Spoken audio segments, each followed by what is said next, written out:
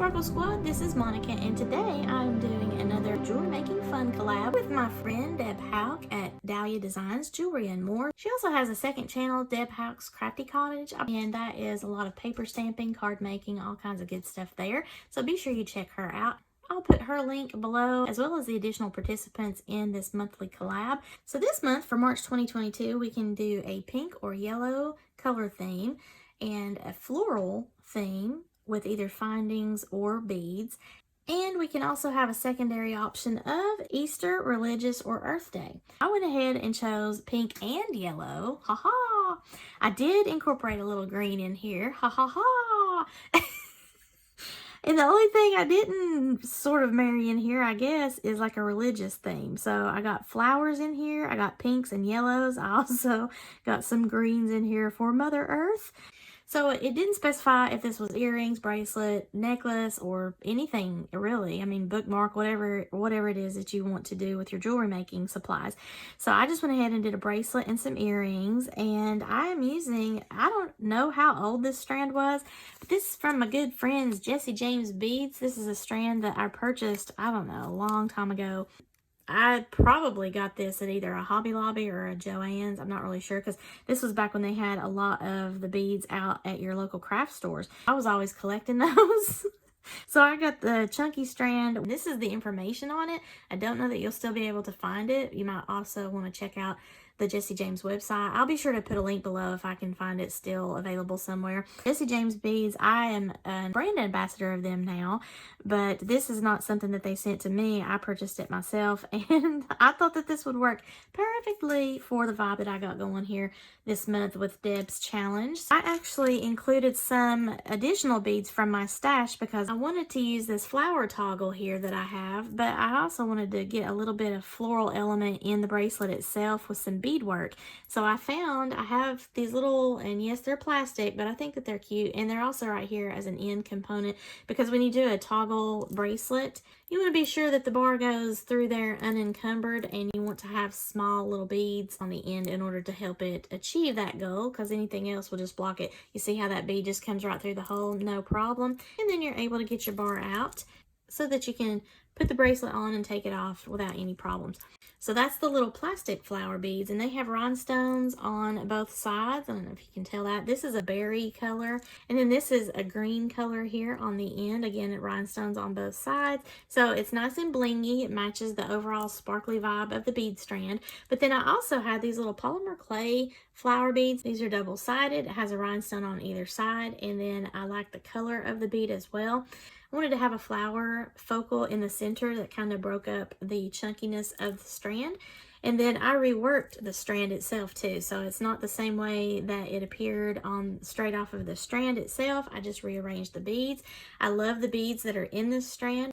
We've got this beaded bead, so this lemony yellow series of beads that are sewn onto a plastic bead there.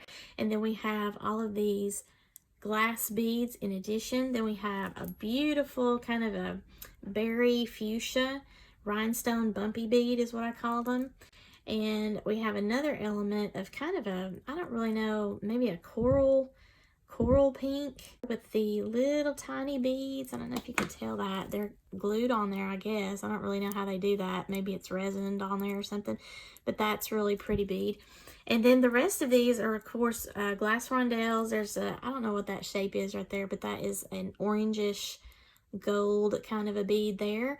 And the beads that I absolutely love, in addition to the sparkle, of course, are these large hole beads here, and they've got rhinestones in the clay. I believe that's what these are. It's either enamel work or clay work that's out on the outside of that metal cylinder there. And there's a green one with kind of an orangish yellow gold. I don't know, really. It kind of goes with all kinds of colors. As you can see next door, it matches perfectly with this yellow, but the yellow also has a little bit of orange in there. So I really loved both of those beads, and I wanted them to be closer onto the wrist whenever you're wearing the bracelet, so that you can see both of those beads, in addition to a floral focal here, and then all of the other beadwork on the wrist. So very, very cool looking bracelet. And of course it is blingy, you know, it's definitely blingy. I love it. Now I also then use those same beads because they're really the main of the strand. So I wanted to have that in the earrings, but because there's so many different colors on the bracelet, you don't really have to mirror the design on an earring. So that's why I went ahead and did it this way. And I think it turned out really nice. So I have both of them with a little plastic flower on the end. And then I have the glass rondelles to break that up. I have these enamel or clay beads that have the little rhinestones buried in them. And then I've got those polymer clay beads at the top with the flowers and the rhinestones on either side. So no matter which way I turn it, I've got beauty, beauty, beauty.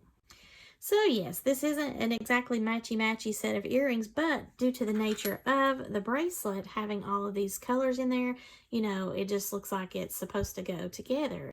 Now, something I will have to say, just because it was handy, I used my 7-strand bead stringing wire, and I think what I want to do is go with a 19-strand or maybe even the 49-strand. I'm not really sure, just to have a little bit more fluidity in the piece whenever it comes to clasping. You don't want it to be stiff at all. It's not really stiff. I mean, you can see I'm moving it all around and everything. But I feel like it might do a little bit better if I changed it to a 19 or a 49 strand of a wire. So I may do that. I'm not really sure yet. Then you can just kind of wear it for a little bit, see if it's comfortable, if it presents any kind of problems, and then make your final decision to change out the wire. So that's probably what I'm going to do today. So this is my earring and bracelet set for Deb's March 2022 Jewelry Making Fun collab. I enjoyed this. This really was fun because not only is the pink or the yellow in there, it's like everything. And it just really made me happy to use my Jesse James beads. Again, I love Jesse James beads. Now, this isn't a sponsored video. This is a bead strand that I had in my stash from them for a long time now. And it just worked perfectly, especially by adding the floral beads in that I had. Thank you again to Miss Deb Houck of Dahlia Designs Jewelry and More and her Crafty Cottage. She is a very talented jewelry maker as well as paper crafter, so I'm sure you'll enjoy both of her channels. Please feel free to check her out as well as all of the others that participated in this collab. So if you liked this video, please give me a thumbs up and leave below in the comments what was your favorite bead that you see here of all of these different colors and styles. Please share this with any of your beading aficionados that might enjoy a video like this. If you've not already done so, please subscribe to my channel. Thanks again so much for watching and have a sparkle-rific day, y'all.